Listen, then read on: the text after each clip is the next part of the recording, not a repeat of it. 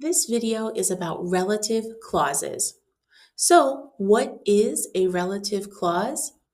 A relative clause is a part of a sentence that tells you more information about a noun, which is a person, a place, or a thing, in the main part of the sentence.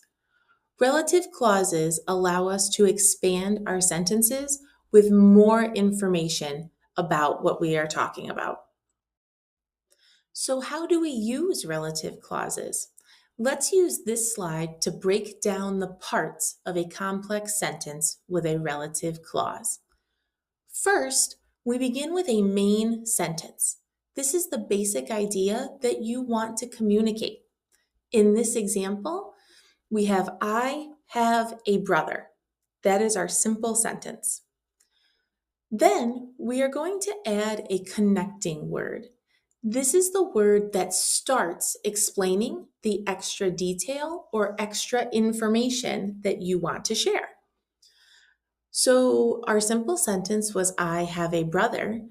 And now we have I have a brother who. Then we follow that connecting word with the relative clause. That's the extra detail that tells us more about the brother. Our extra detail is that our brother who lives in Chicago. We want to explain where he lives. So then you put that all together to make one combined complex sentence, which is I have a brother who lives in Chicago.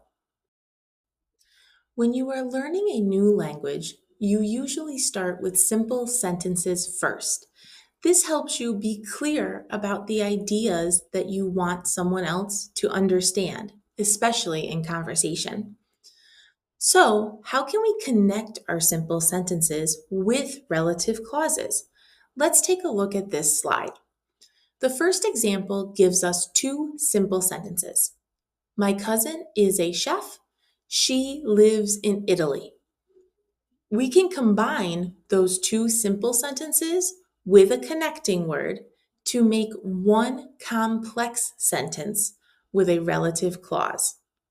So instead, we could say, my cousin who is a chef lives in Italy. Or, my cousin who lives in Italy is a chef. That allows us to put both simple sentences together. Another example is about a brother. The simple sentences are, I have a brother. He is younger than me. We could put those together with a connecting word, that, to make a complex sentence that says, I have a brother that is younger than me. On the last slide, our examples with relative clauses used the connecting words of who and that. However, there are many connecting words that we can use to help us build and make complex sentences. Here is a list with the rules for how they are generally used. We can use who when we are discussing more information about people. We can use that when we are talking about things or people. This can be used for all nouns. We can use whose when we want to show possession, that something belongs to someone. We can use which for animals and things. Which and that are similar. They can be used for all nouns. We can use when to tell about a specific time or date. And we can use where to tell more information about a place. Now we will look at each of the connecting words that were presented on the previous slide. We are going to begin with the word who. When we want to give more information about a person, we can use who as our connecting word. Let's take a look at these examples.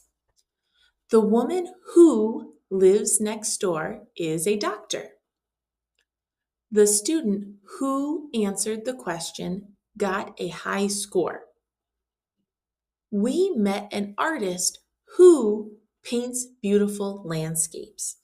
So, in these three examples, who is the connecting word that gives us more information about the people, about the woman, the student, and the artist.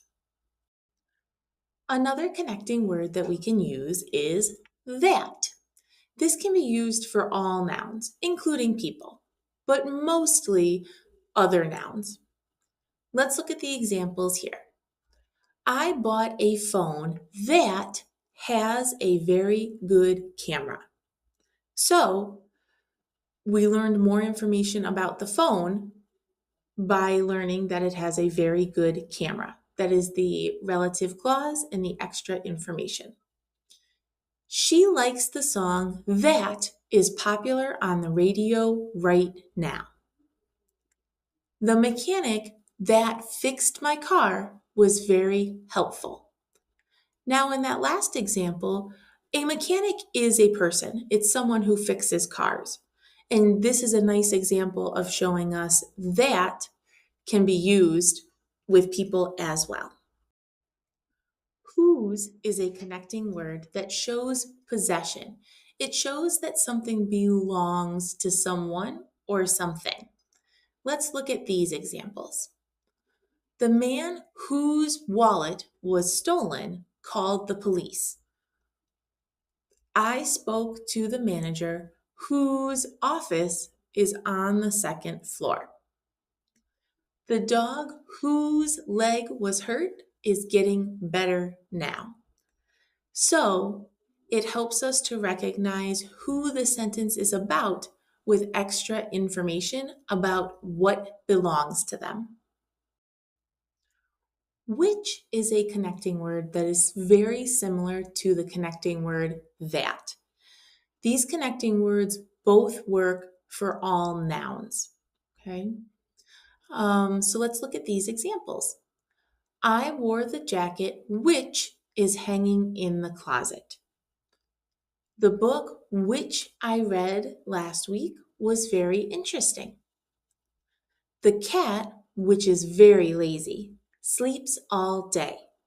So again, which is a connecting word that allows us to hear more information about the subject of the sentence. When is a connecting word that we can use when we want to give more information about a time or date. Let's look at the examples. Do you remember the day when we first met? Sunday is the only time when I can relax completely. The year when I graduated was 2018. So again, when is a connecting word that can be used to give more information about a specific time or date. Finally, where is a connecting word that is used to tell more information about a place. Let's look at these examples. The library is a quiet place where I like to study. That's the restaurant where we celebrated my birthday. We visited the city where the famous castle is located. So again, you can use where as your connecting word if you want to give more information about a specific place.